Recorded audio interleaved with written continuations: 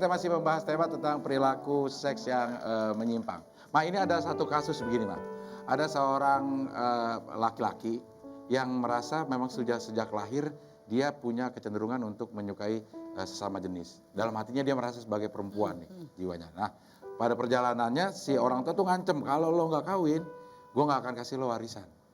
Akhirnya dia kawin sama perempuan, tapi hanya untuk mendapatkan warisan. Hatinya tetap merasa dia adalah seorang perempuan. Itu gimana tuh?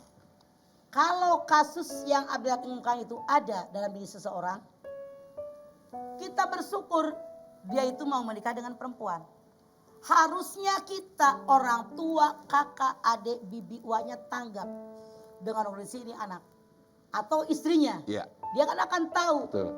Ini suami saya laki beneran apa memang itu dan sebagainya. Jadi dirangkul oleh kita, diarahkan oleh kita, diajar tentang agama. Saya yakin tidak akan berubah sekaligus, tapi ada tahapan. Ini memerlukan kesabaran. Ini merupakan ujian buat orang yang dalam lingkungannya. Syukur dia mau menikah, artinya awal bahwa dia sudah menyadari dia sebagai seorang laki-laki. Jadi kelaminnya waktu lahir. Awalnya kata Abdel karena warisan. Boleh jadi awalnya karena warisan. Kan orang Padang bilang, Allah bisa karena biasa. Lama-kelamaan dia merasa punya istri. Apalagi maaf nanti punya anak. Karena yang bisek juga pada punya anak gitu. Yeah. Jadi insya Allah dia akan berubah sikap dia. Oleh keluarganya, perlakukan dia sebagai anak laki-laki yang harus gagah. Seperti itu. Yeah. Jadi keluarga yang menentukan. Iya. Yeah. Nah, kalau misalnya begini, Ma, orang tua itu berhak untuk tidak memberikan warisan kalau anaknya gay atau lesbian, itu boleh, Ma? Tidak ada dalam Islam, tidak ada. Ya. Selama anak itu tetap satu akidah dengan mereka, ada hak.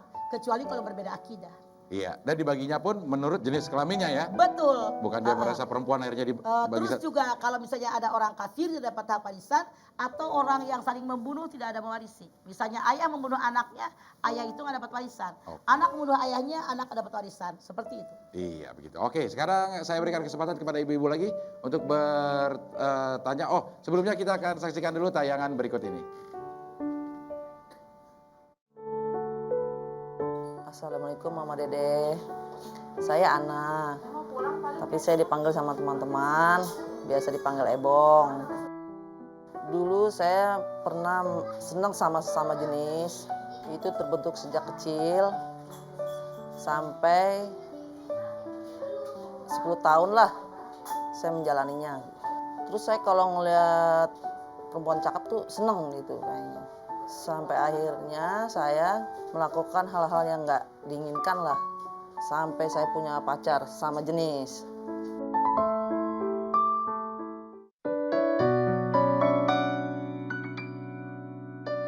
Tapi saya tahu itu tujuannya memang salah. Dan memutuskan untuk berhenti ke jalan yang benar. Akhirnya saya memutuskan di tahun 98 saya menikah dan mempunyai seorang anak. Tapi suami saya udah meninggal. Terus anak saya diurus sama kakak saya. Tapi Mama Dede saya sempat jatuh ke dunia narkoba. Saya sih ingin berusaha ya, kalau bisa saya tobat. Saya malu Mama Dede sama cucu, sama anak, sama mantu, sama orang tua angkat saya. Juga sama masyarakat di sini. Saya ingin tunjukkan kalau saya bisa bertobat. Apakah tobat saya bisa diterima oleh Allah Subhanahu wa taala? Mohon jawabannya Mama Dede.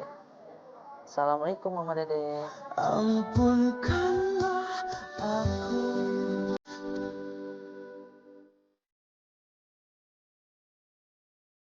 Iya.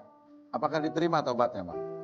Rasul bersabda, Ya Bani Adam, la taitani bi kirobil ardi khotoya thumma lakitani la tusyriku bi say'an la ataituka bi kirobiha magfiratan. Hai anak Adam, kalau kamu membuat dosa, langit yang biru penuh dengan dosa kamu, dan kamu tidak pernah syirik kepada Allah, kemudian taubat dengan taubatan nasuha, maka Allah datang menyambutmu dengan ampunan sebesar lengkungan bumi pula.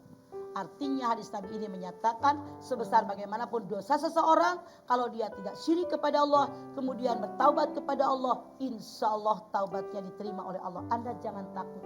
Anda bersyukur kepada Allah dapat hidayah, Anda menyadari yang Anda lakukan adalah salah, kemudian merubah sikap. Jangan hanya malu karena orang, malu karena cucu, malu karena besan orang tua angkat, tapi malu kepada Allah. Diberikan umur, diberikan kekayaan, diberikan kesehatan, mata bisa melihat, telinga bisa mendengar, tapi kenapa kita berbuat tidak sesuai dengan aturan Allah? Maka bersyukur Anda dapat hidayah. Yuk, jangan hanya ingin taubat, tapi lakukan langsung bertaubat dengan taubatan nasuha. Insya Allah banyak. Iya begitu ya Ibu Ana. Baik, sekarang yang berikutnya saya berikan kesempatan Bu. Ya silakan Abu-abu. Iya. Assalamualaikum warahmatullahi wabarakatuh. Waalaikumsalam. Saya Ibu Nani Makson dari Harapan Baru Bekasi Barat, Mana? Majelis Taklim Al-Ummahat. Saya mau bertanya Mama, So. Mama tadi kan di zaman Nabi Lut ada penyimpangan seksual gitu Ya. Mama ya. Kan Allah menciptakan kata Mama tadi cuma dua ya, laki-laki dan perempuan gitu. Ya. Nah yang sekarang kita tahu banyak sekali orang yang ganti kelamin gitu Mama ya. Terus memang alasannya ganti kelamin ada memang yang katanya kelaminnya ada dua gitu Mama. Terus kecenderungan kelamin umpama dia memang dari perilakunya memang udah laki-laki gitu. Ya, pertanyaannya Bu, pertanyaan Ibu. Ya, pertanyaan saya itu bagaimana Mama selama ini mereka yang ganti kelamin gitu kan ibadah laki perempuan kan berbeda. Oke, Saya baik, mengerti pertanyaan Anda. Ya, Kalau memang makasih. semenjak lahir dia kelaminnya ada dua. Itu biasanya yang kelaminnya dua, tidak semuanya dua-duanya sama besar. Tapi ada yang besar, ada yang kecil. Artinya yang berfungsi yang lebih besar daripada yang lebih kecil. Kemudian yang merubah kelamin itulah yang berdosa. Karena dalam Islam yang diterima oleh Allah yaitu dari apa yang dia lahir ke dalam dunia, jenis kelaminnya ada. Yang laki ada yang perempuan. Jadi kalau dia misalnya perempuan dirubah jadi laki-laki, laki-laki dirubah perempuan, itu yang diharamkan oleh Allah. Artinya dia merubah fitrah. Tapi yang Ibu katakan, ada dua jenis kelamin yang keluar, diambil yang paling besar, itulah yang berfungsi bagi dia. Iya, begitu Ibu. Mangga. Iya, oke. Baik, Ma. Sekarang saya akan bacakan dulu pertanyaan yang masuk melalui email nih, Ma. Ya. Assalamualaikum warahmatullahi wabarakatuh. Waalaikumsalam. Ma, ini ada seorang perempuan yang sudah menikah dan sudah melayani suaminya secara wajar. Tapi kenapa akhir-akhir ini dia senang melihat video atau foto seorang wanita yang tidak menggunakan busana dan bisa lebih cepat terangsang? Apakah ini sudah memiliki orientasi seksual yang menyimpang? Bukan. Ini kemungkinan saja dia dari suaminya tidak mendapatkan kepuasan. Sehingga dia berangan-angan, berandai-andai. Makanya Nabi menyatakan dalam hadisnya, kalau suami istri akan berhubungan suami istri, perempuan tabiatnya lama terangsang, lama mendapat kepuasan. Hadis Nabi mengatakan laki-laki cepat terangsang, cepat mendapatkan kepuasan. Makanya hadis Nabi mengatakan kalau mereka akan berhubungan, si suami tadi wajib membangkitkan gairah istrinya. Jangan langsung NKO, itu salah. Tapi wajib membangkitkan gairah istrinya. Ketika istrinya sudah terbangkitkan birahinya, baru dimulai agar suami puas, istri pun puas. Kenapa perempuan tadi lebih suka melihat perempuan telanjang? Karena dia merasa, barangkali bukan perempuan lebih puas. Kenapa? Perempuan sama-sama sabarnya. Karena belum mendapatkan kepada suami, maka para suami sebagaimana Rasul ajarkan, hendaknya memperlakukan istrinya dengan sangat baik.